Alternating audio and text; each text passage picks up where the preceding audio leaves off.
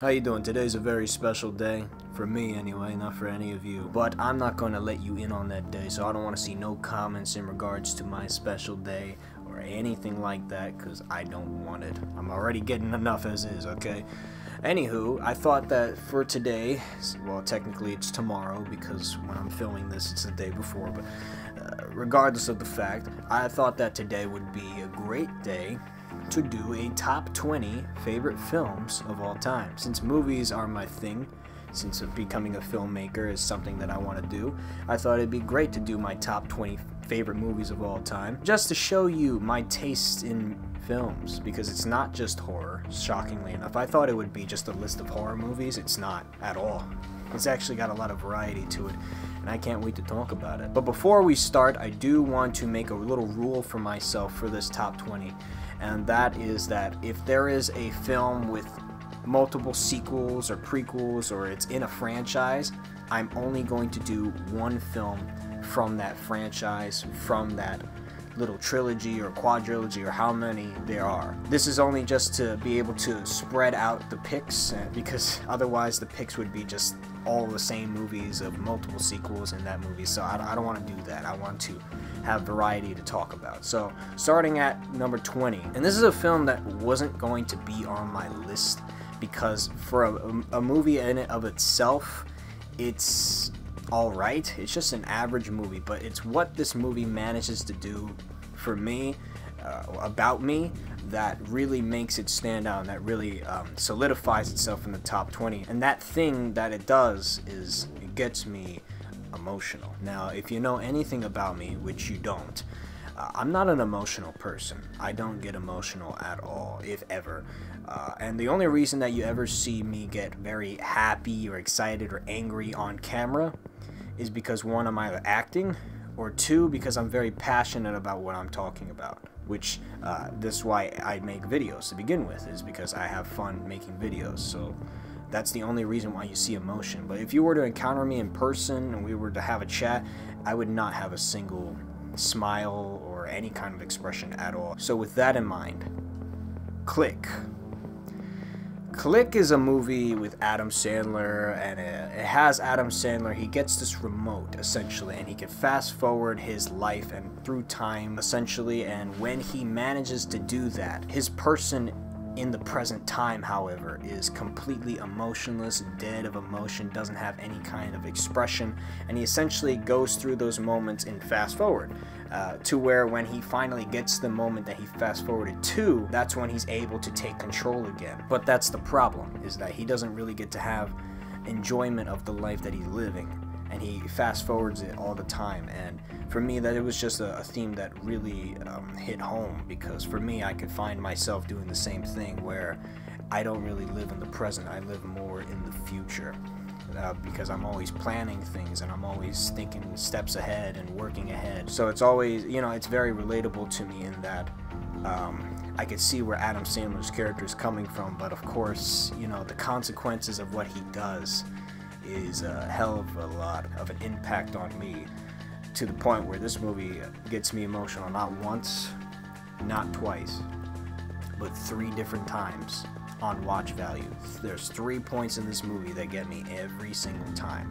There's not a single point in time where I watch this movie and I don't break down, because it always hits. It always hits. It's just those moments were so well acted and so well done that it's somehow, being a mediocre, average movie, made it into my top 20. Taking 9th place is gonna be Liar Liar. Jim Carrey. Come on now. You have Jim Carrey going to court as a lawyer, and essentially his son wishes for him to stop lying. And essentially he goes through, I believe, an entire day or an entire week's worth where he's just always telling the truth. Even when he tries to lie, which is the best parts of the movie, when he's trying to lie and he just says the truth. It's just so funny for me to watch. And there's a lot of great moments. I mean, obviously that's what's to be expected because it's a Jim Carrey movie, but golly, man, this was just comedic value from start to finish. And I'm grateful that Jim Carrey got to play more of a character than just an over-exaggerative character, because usually he's always playing an over-exaggerative character, to where now to see him finally be like an average lawyer, a father, and then add on his little comedy act, that's perfect for me. And I thought that this movie was great, and I always have fun rewatching it. Coming in 18th place is going to be Bruce Almighty. Now, trust me, this is not going to be a Jim Carrey list. This is a film that always gets me. You essentially have another character of Jim Carrey's who's just constantly having bad luck, who's constantly unlucky, who's getting the worst end of each stick. But one day he encounters God in the form of Morgan Freeman. And Morgan Freeman decides to give Jim Carrey his powers and essentially show him the responsibility of what he has to do. And then once Jim Carrey gets these powers, man, it's just great shit from there on. And it's just a very fun movie. Obviously, you have iconic moments like the newscast scene where he's talking over the guy. He's using him as a puppet essentially, and he's just talking a bunch of gibberish. Man, that movie is a classic for me. Every time I watch it, it gets me, it makes me laugh. And those are the best kind of movies, the ones that can make you laugh and also tell a pretty good story.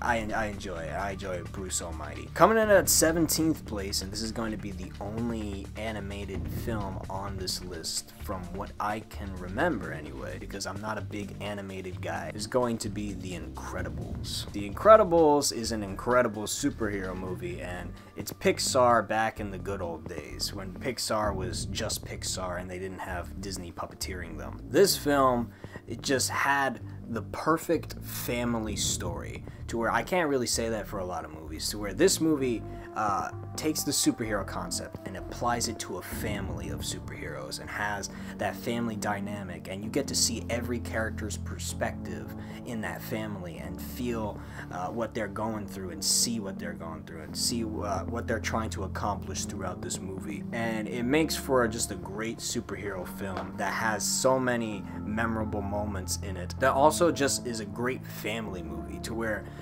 it's one of those rare family movies to where when you put it on, every single family member can have a moment to shine. You know, it'd be the son or the brother, the daughter and the sister, the mother, the father.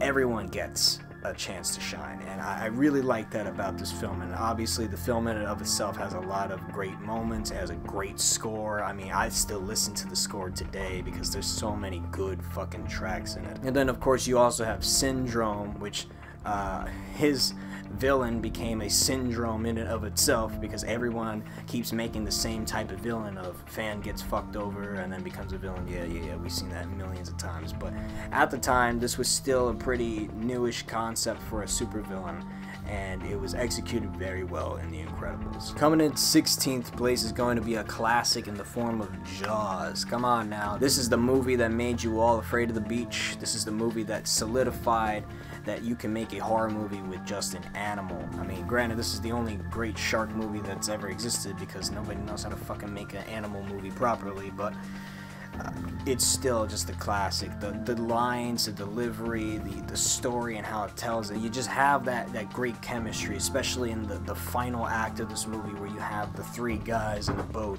out searching for Jaws, ready to hunt him, and you have all these different interactions with each other that are just so real and so natural to me, that it fits and it works really well in this movie. And then of course you also have some iconic quotes and iconic moments from that film. I mean, it's just a classic all around. John Williams' score, come on now, you already know Jaws is a classic. Coming in at 15th place, and this is going to be a strange pick, a very underrated pick that I don't think a lot of people have heard about or even know about, and that is going to be Trick or Treat. Trick or Treat is an anthology type of horror movie that has multiple different stories going on within its story. And unlike most anthology movies, which tend to be overstimulated with too many plot lines going on, this one manages to find a perfect balance in creating this chaos that's taking place within this town, where multiple crazy things are going on. I mean, you have the school bus with all the kids,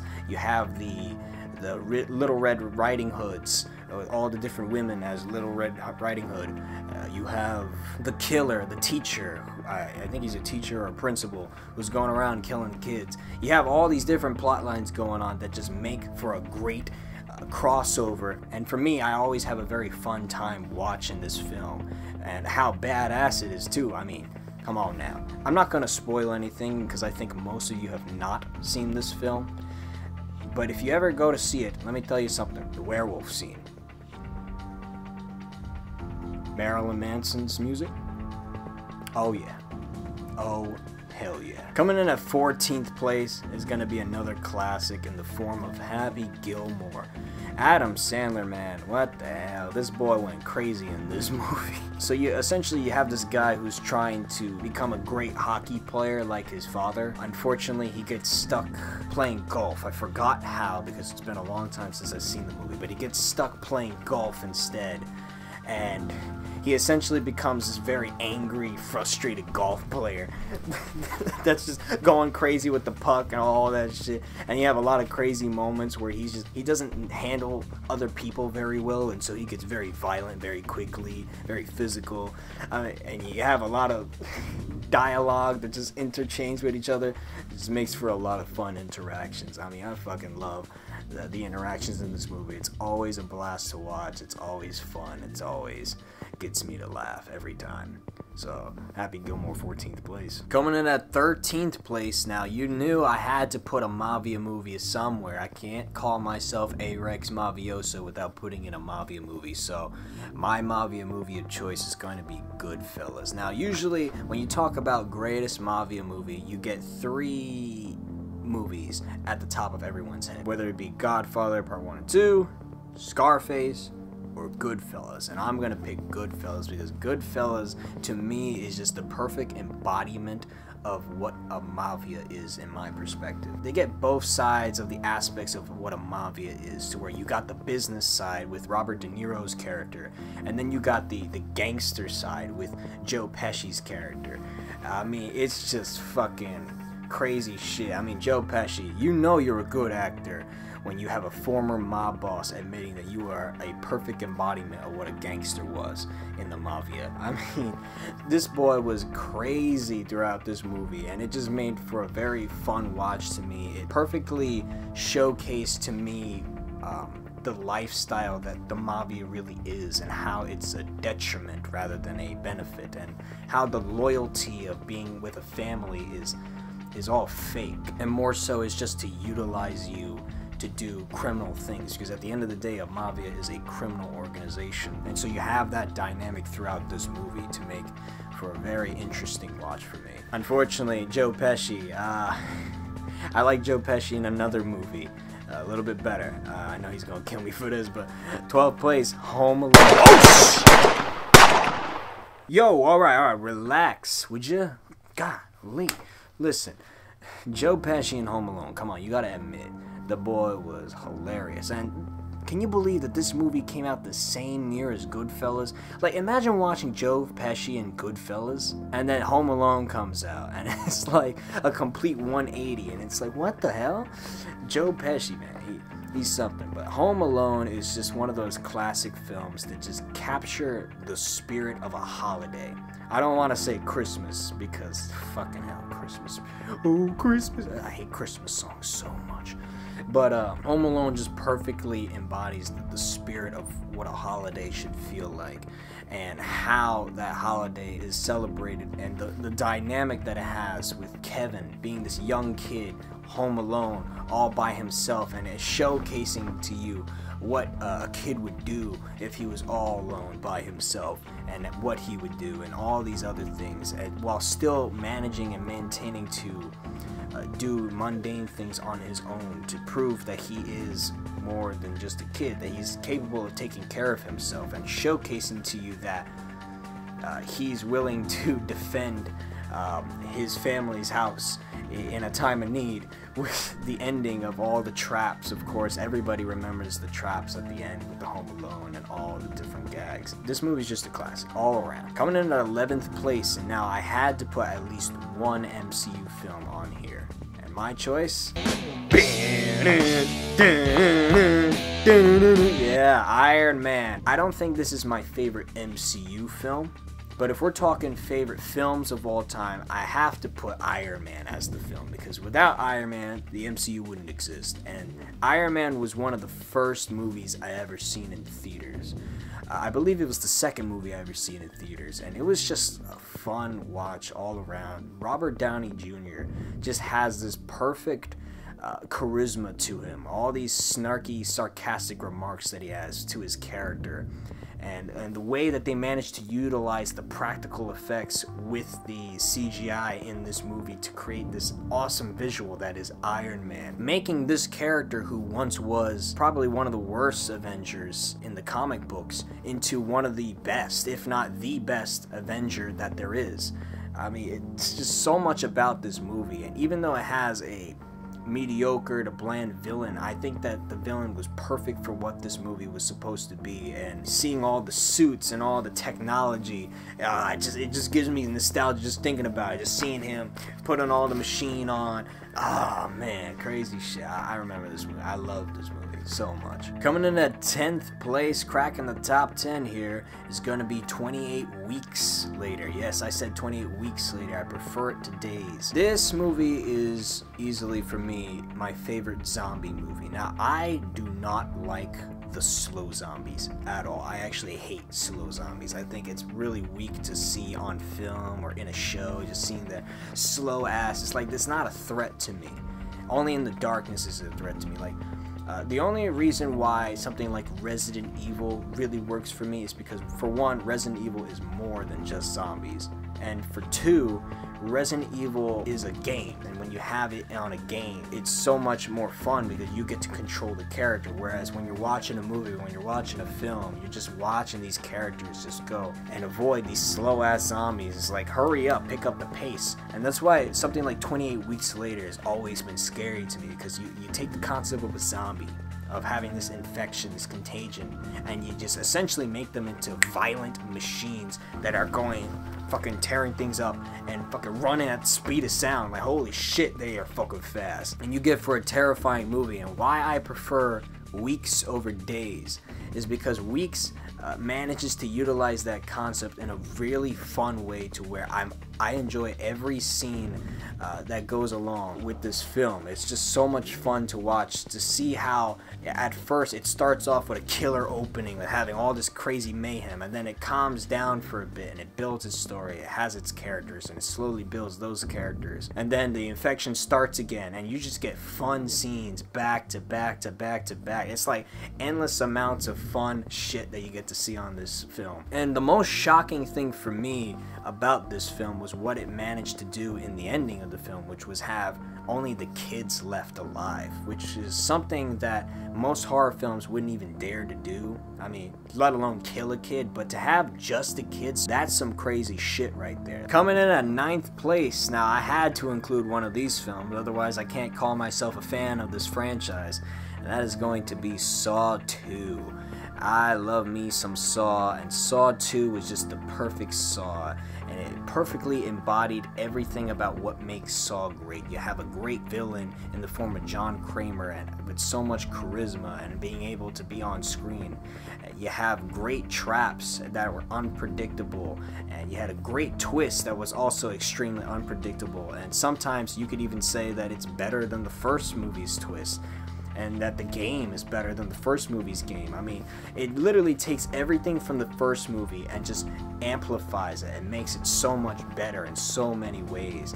And the way that they managed to tell the story and have this tension with Detective Eric Matthews and his son Daniel Matthews in the game is just the perfect balance of everything going on, of John Kramer's message, of John Kramer's game. And in a way, I wanted to point this out really quickly, because there was a movie that came out just earlier this year, or just recently, called Nefarious. Now, I was not a big fan of Nefarious, but this movie reminded me of Saw 2, and it reminded me specifically of how Saw 2 managed to execute its story so much better than Nefarious, with how it manages to do it. And how it manages to do it is by allowing you to see the consequences, allowing you to see the crazy mayhem that is going on rather than to just tell you, which is a problem that I had throughout Nefarious. With Saw 2, however, you have this tension to where Eric Matthews' son is trapped with all these different convicts that were once framed by Eric Matthews. And when that's revealed to you, the stakes even go higher, because now Daniel Matthews, his son, could be murdered by one of these people, or could be turned on, or could be used as bait and traps. And you have all this tension building up with John Kramer just utilizing his message to convince Eric Matthews to appreciate his son's life, and how that plays throughout the game is just perfect. It was well done in this movie to where you can see it and you can feel it, which is something I did not have with Nefarious. But I'm not talking about Nefarious, I'm talking about Saw 2. And then of course you have the tapes, and the tapes were so much more unsettling in this movie for me. Darren Bousman's voice. Darren Bousman does the Jigsaw voice for the Billy the Puppet in this movie, and the way that he manages to capture Tobin Bell's voice, who's John Kramer, and make it even more creepy and eerie and dark and deep, it's just perfect. The execution on that is just perfect and well done. It makes it so unsettling to hear that voice, and to know that a trap could go off at any point in time throughout this house. Saw 2's a banger. I love Saw 2. Coming in 8th place is gonna be a film that y'all are not gonna really understand why, but for me, this is just for pure nostalgia, because I really love this film, and that is Ghost Rider. Is it the best film in the world? No, but it's a fucking film with Nick Cage going crazy, turning into one of my favorite superheroes, the badass motherfucking Ghost Rider. Listen, I don't even want to see the MCU's Ghost Rider, because Nick Cage is the only Ghost Rider for me, man. Ghost Rider was a fucking fun as hell film. Is it basic? Yes, it's basic as fuck. The villains are not that great. But hey, you know, I like the fact that they had the different elements with the water, the air, and the ground as compared to Ghost Rider's fire. I really like that. I also like the mythological themes that go along with, I believe, Blackheart, as he's the son of the devil, and how they utilize him in the film. And Ghost Rider in general, he just makes this film a fucking badass watch. I love watching this film every time. I mean, I still quote Ghost Rider to the day with the whole nice jacket. Pure nostalgia. This is why it's being in 8th place. Speaking of badass films, coming in at 7th place is going to be Predator. This is the most testosterone-filled movie you're going to see. I mean, every character is a buff, muscular guy ready for war, ready to beat someone's ass, ready to fight. Like, it's just great to see just this team of just muscular guys just going around shooting up motherfuckers, ready to save the day, ready to save the chick from the island. And then it's a twist reveal. It turns out that there's this predator, but the predator is some kind of creature that has this advanced technology to go camo and invisible, and he starts killing the men one by one, until you're finally left with Arnold Schwarzenegger, and he fucking goes ham, and he goes primal, he goes instinctive, and he puts on the mud, and he goes, oh, and he's ready to fight the predator, man. And it's like, dude, oh man, it's just such a badass film, and there's so many iconic lines from Arnold in this movie. It's just always fun to watch. And of course, you can't talk about this movie without talking about the handshake. It is the best handshake that ever will be. You will never see a better handshake than that. You can just feel the force.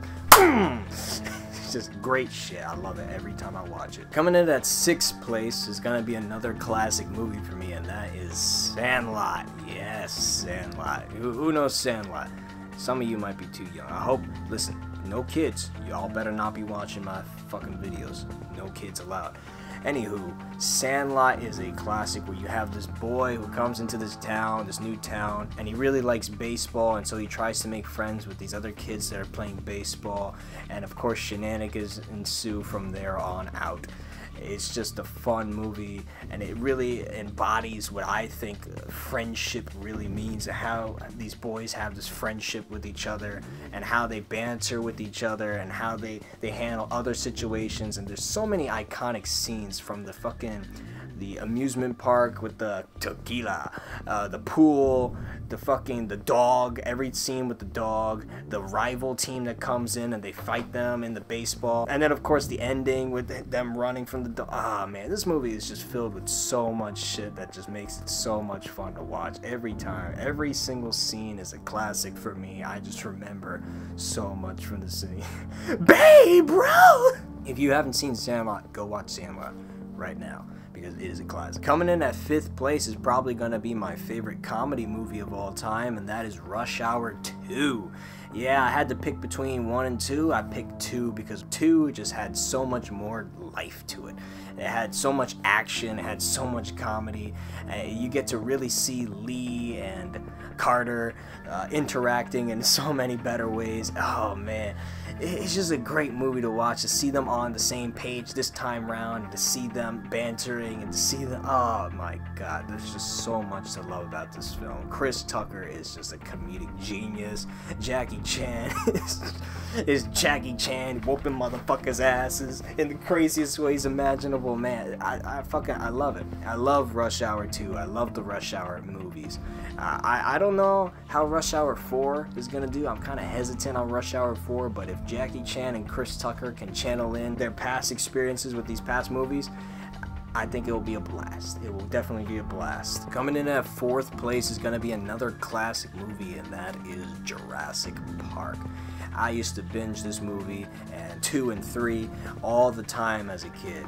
But the thing about the original movie that none of the Jurassic Park movies ever was able to capture was the discussions that they were having in this movie. The talks about philosophy, the talks about the dinosaurs being back, and the ideas of what the possibilities that could lead to and the dangers. And then of course you had the antagonist of the movie who goes and tries to steal dino embryos, and of course causes all this mayhem to happen where the dinosaurs get free, and it proves the point of Ian Malcolm.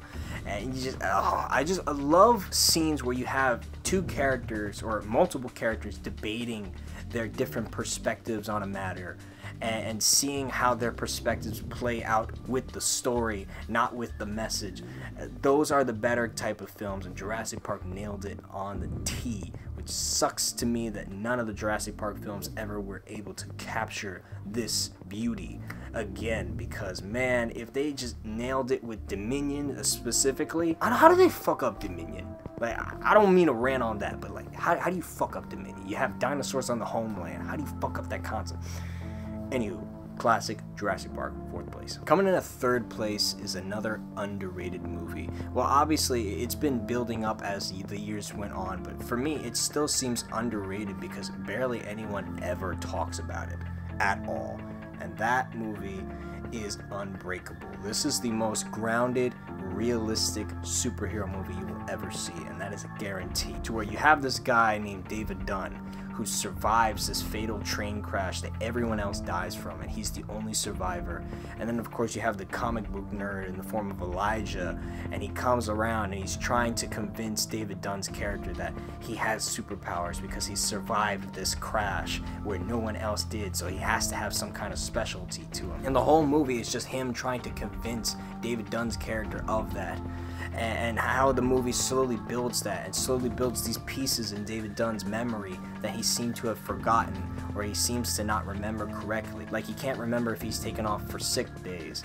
He can't remember what happened with his wife. He can't remember how he got an injury in football. He can't remember certain elements of his past, and Elijah helps him put the pieces back together by trying his damn hardest, even though he has broken bones all over the place. It's just a great story, and not only that, the father-son dynamic in this movie is just beautiful to me. This is one of the best father-son dynamics I've ever seen in a movie, to where you have David Dunn's son, to where once Elijah's character convinces David Dunn's son that his father has superpowers, he spends the whole movie trying to see if his father has superpowers. You know, it's the classic looking up to your father as an idol, of having being like a superhero, and the way that they interpret it in this film is just perfect, to where you have scenes where David Dunn's son tries to prove to his father that he has these powers, to where once he starts seeing his father like lifting a shit ton of weight,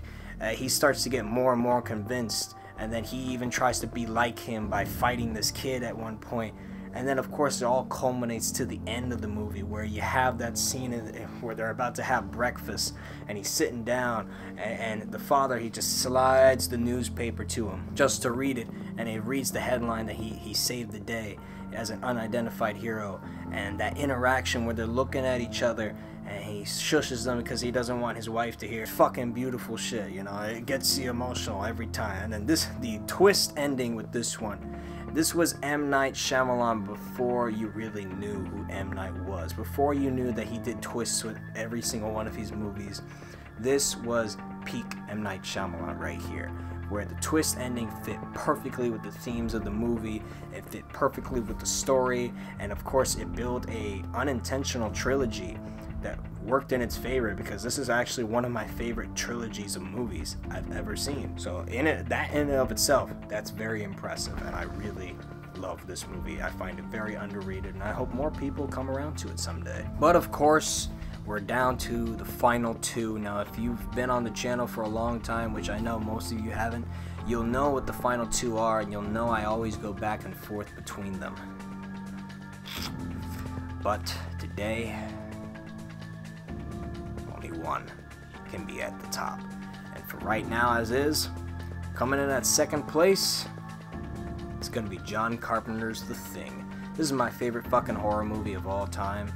John Carpenter adapting Who Goes There, because now that I've read Who Goes There, the way that he adapts that book onto screen was just perfect. It's just a perfect way to remake something, remake a story, a novel like that, where it's almost like the opposite of Predator, to where in the movie Predator you had these big buff guys, these muscular guys with soldier experience, to where in this movie, John Carpenter's The Thing, you have all these different characters with different occupations, to where you got a mechanic, you got a chef, you got a chief, you got a helicopter pilot, you got a bunch of other things too, you got scientists, you got a navigator, all these other occupations of people that are here, a dog wrangler, and it makes for a interesting dynamic of characters, to where later on in the film nobody truly resembles what a hero in the eyes of most people would be, and so they have to kind of formulate trust or distrust in each other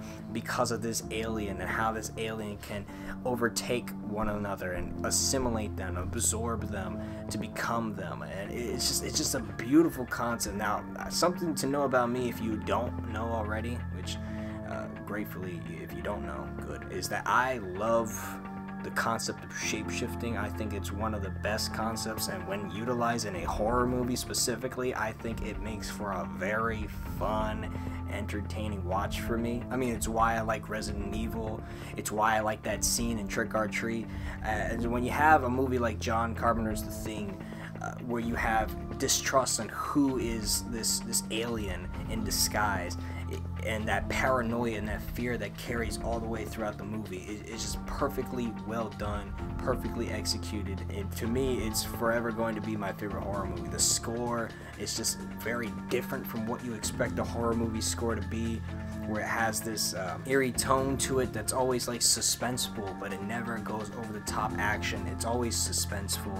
It always keeps you on your toes, always keeps you thinking, It's just a perfect movie. I love this movie. But as it stands right now, my favorite movie of all time is Sam Raimi's Spider-Man 2. Spider-Man's my favorite superhero of all time.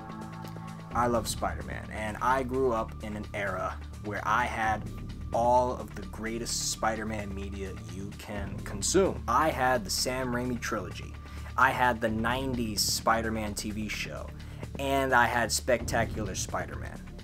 So to say I was spoiled with Spider-Man would be an understatement, because when you're oversaturated with Spider-Man like that, and you know the comics of Spider-Man, boy, Spider-Man was everything to me. That's essentially what I'm saying. And especially given the fact that Spider-Man's in New York, I'm in New York, it's just like everything about Spider-Man, and everything about how Sam Raimi told this story, and how he told this arc with Spider-Man that really defines him as a hero, which is something I can't say about most superhero films, is that Spider-Man legit feels like a hero, in that he has this conflict of this moral conflict of if he should be a superhero because it's affecting his day-to-day life, because he's trying to stay anonymous, and because he's trying to stay anonymous, it's hurting him, and it's hurting his life, and it's hurting his friendships, it's hurting his relationships, and he doesn't know if he should continue being Spider-Man or not. And the story throughout that they tell here